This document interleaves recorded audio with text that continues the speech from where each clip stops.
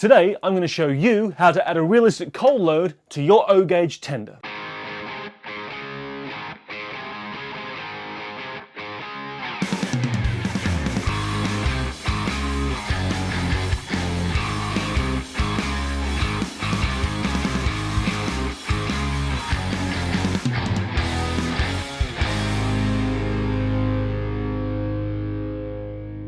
Hi everybody, welcome back to Newton Grove, and today I thought I would add a coal load to my Stania tender for my Jubilee Alberta. Now, if you've seen the pictures on Facebook or TikTok, you would have seen that I actually did a lot of weathering powders inside the coal space a little while ago, and I've since gone over that with some matte varnish. It looks really good, it's all sealed in, but now of course I do need to add a coal load. And so what I've done is I've bought myself this O-gauge coal from Geoscenics. They supply it in different scales, so you can get O gauge, double O gauge, and N gauge. And this stuff, from what I believe, is actually built from real coal. And the thing I love about this is there are 400 grams of actual coal here. And you can just by looking at it, you can even tell here there's large granules, there's really tiny granules, there's probably a little bit of dust in there as well. So I'm really looking forward to making this look like a proper load inside the tender. However, you don't just add the coal in with a little bit of PVA like you would ballast, for example, let it dry and that's it. Because this stuff's expensive. This bag costs £16. So you don't really waste too much of this stuff. So what we're going to do is we're going to use some packaging foam, and we're going to cut this to fit the tender, cut it to sort of make it look the right size I want, whether it be a very full load or half a tender load or thereabouts. And then once I've got that in there, we'll glue everything in and put the coal in. So for this exercise, we're going to need, as I said, a block of packaging foam. You can get this like if you've got a TV or some furniture, or even just, you can get some, there's always foam from somewhere. This stuff is very squishy and bendable as such, so don't use the brittle stuff, use this. And of course, we're going to need some glue as well, which we'll get to that in a little while.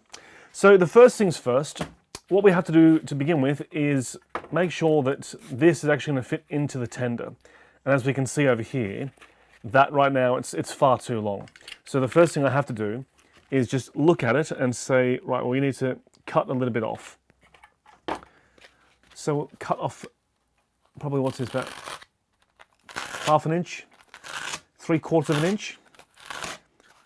Make sure you use a really nice sharp knife when you're doing this, just to keep everything nice and you don't want any of those hard edges as such. So we'll put this to the side. We might need that back in a little while. So we can see over here that the length is really good. You'll also notice that it's not going directly to the back of the tender. That's fine because you want to leave some space. You don't want to have it piled right up to the top. That's not realistic. Now we need to make this a fraction more narrow because it's a little bit too wide to bring it in. So what we'll do is we will take about, I don't know, 5 mil off this. It doesn't have to be perfectly square and straight because we can always fill in the gaps a little bit later on. Once again, put the offcut to the side. Do a test fit. Okay, that's not bad, but I'll just take off a little bit more.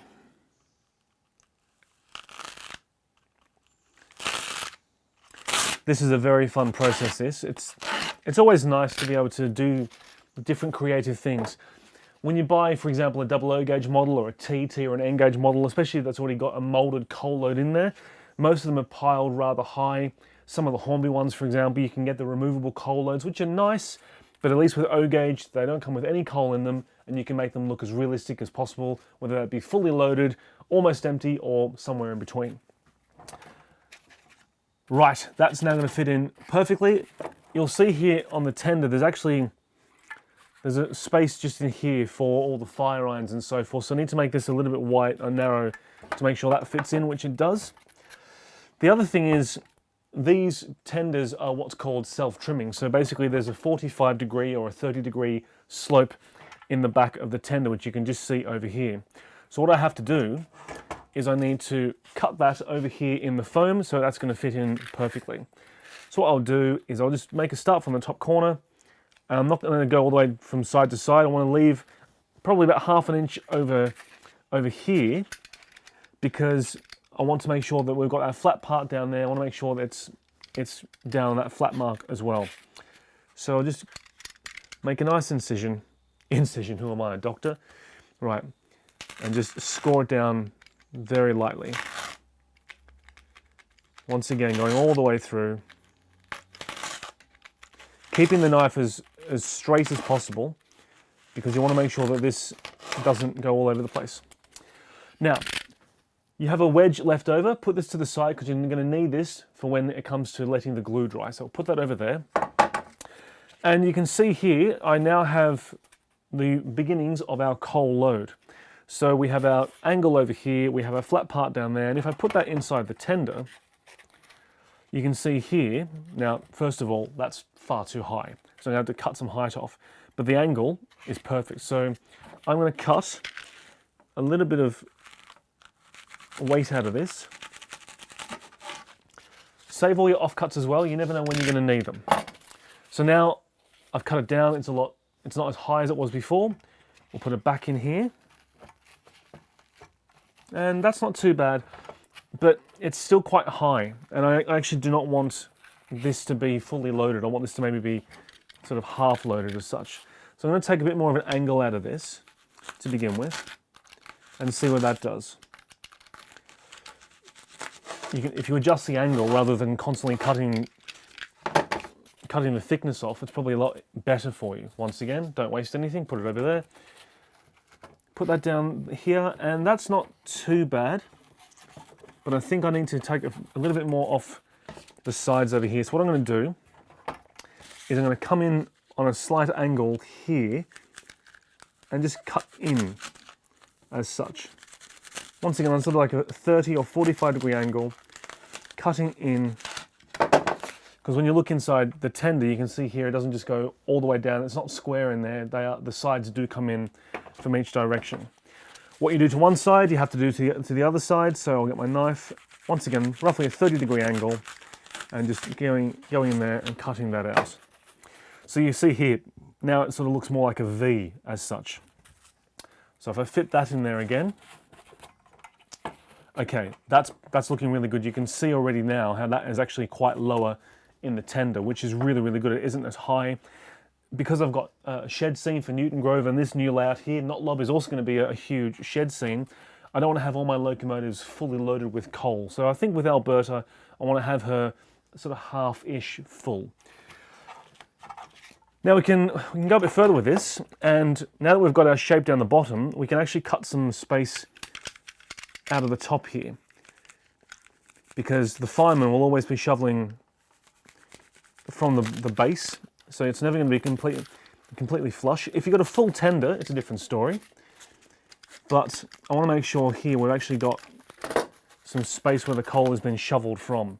So you can see in here I've now got this groove in here, and I might even take a bit more out of that, but if I put that in here now, oh yes, that's looking very good.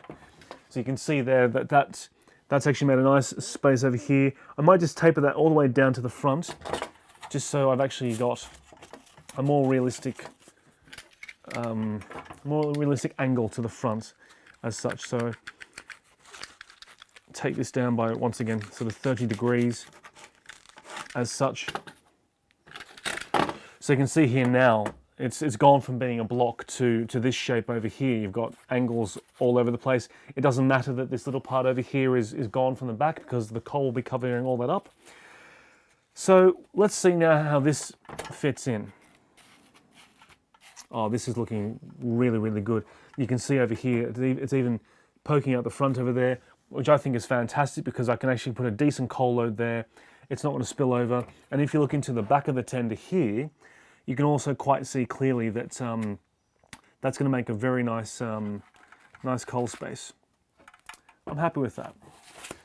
Might just take off a slight more of an angle over here, because it is a little bit lopsided.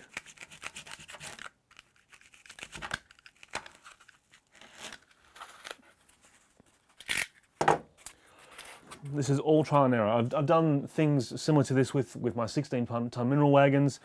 In hindsight, maybe I shouldn't have put the entire block in there. This is a different technique. So, right, I'm now happy with that. So what we will do is we will glue this in, and then we will start to prepare our coal load. Right, so to now glue this into position, what I've got is I've just got some standard PVA glue and a brush. I use this brush for everything with PVA, from building these baseboards to mixing up PVA and water and everything else. Never use one of your most fantastic brushes, but you will need to obviously use a brush. So what we'll do is we'll start by putting the PVA glue on the bottom of our foam over here. Just give it a nice, good, thick, liberal coating. It doesn't really matter if you put too much on, because you need to make sure this is going to stick to our model. So there you go, that is just straight PVA glue. And what I'm going to do now is very carefully just drop this into the tender, like so.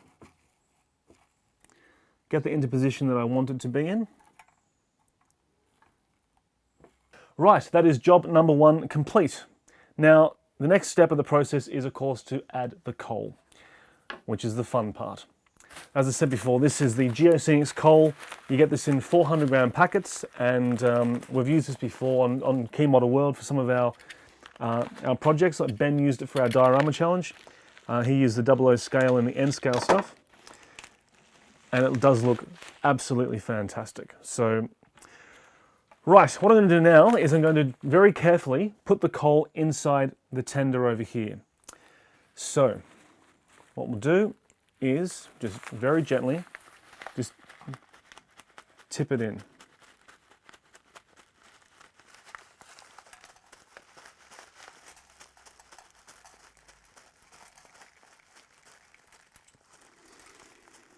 You can see there's a lot.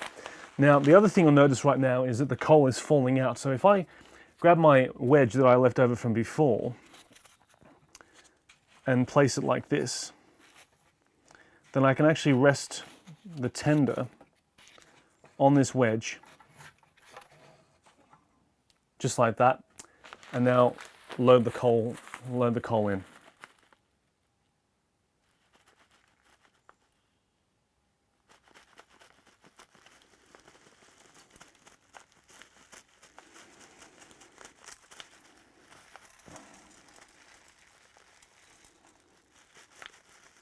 I must say, this is looking absolutely fantastic. There's nothing quite like using real coal. And if it comes in a bag, it's less likely to make your fingers filthy either. Okay, I think that's enough for now.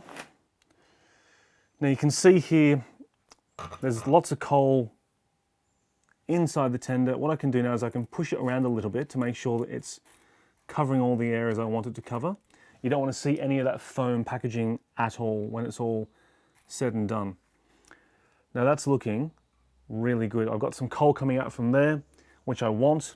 I've got lots of coal in the tender. I might put a little bit more in there because I just need a fraction more, just to cover up all of that white packaging. And you can see here I haven't used a lot. Right, I'm very, very happy with that. Now the fun starts. What I'm going to do now is I'm going to, basically the same way as we do the ballasting on our layouts, I'm going to do the exact same step over here with the coal load. Now I have already made up my mixture over here of 50-50 PVA and water with a drop or two of dishwashing liquid just to break the surface tension. Now what we would normally do is mist this down if it was ballast, but I'm not going to do that this particular time. I'm just going to put it straight in because this is wet enough, and if I just put it in very gently, drop by drop, it should just capillary itself in there very nicely. So,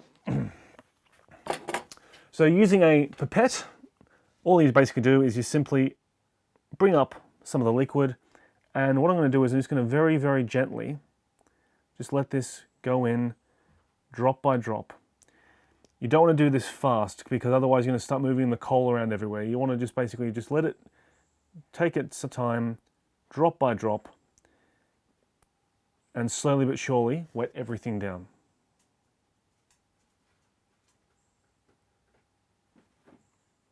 These pipettes are absolutely fantastic. I got a bag of about 30 of them. They last me a long time. In fact, I think this is maybe the second or third one I've ever used. They are brilliant. And the good thing about it is you can really just let this drip in as fast or as slow as you want.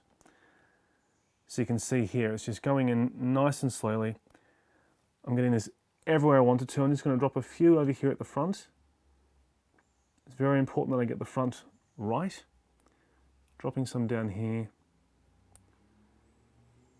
The whole idea is to make sure that this is well and truly soaked, because you want to make sure that this coal, once everything is dry, is not going to move at all. This is looking super, super good.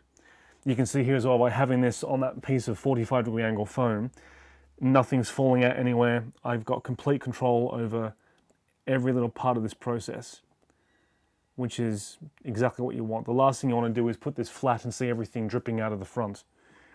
Especially with all your weathering there, it's the last thing you really need.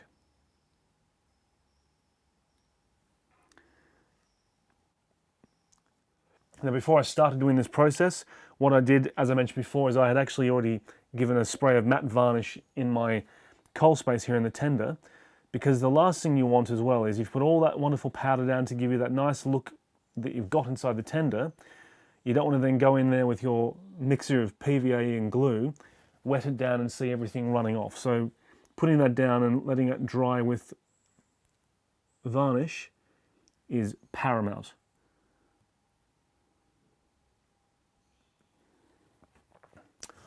And that's basically it. So as you can see there, this tender is now looking, well, full of coal.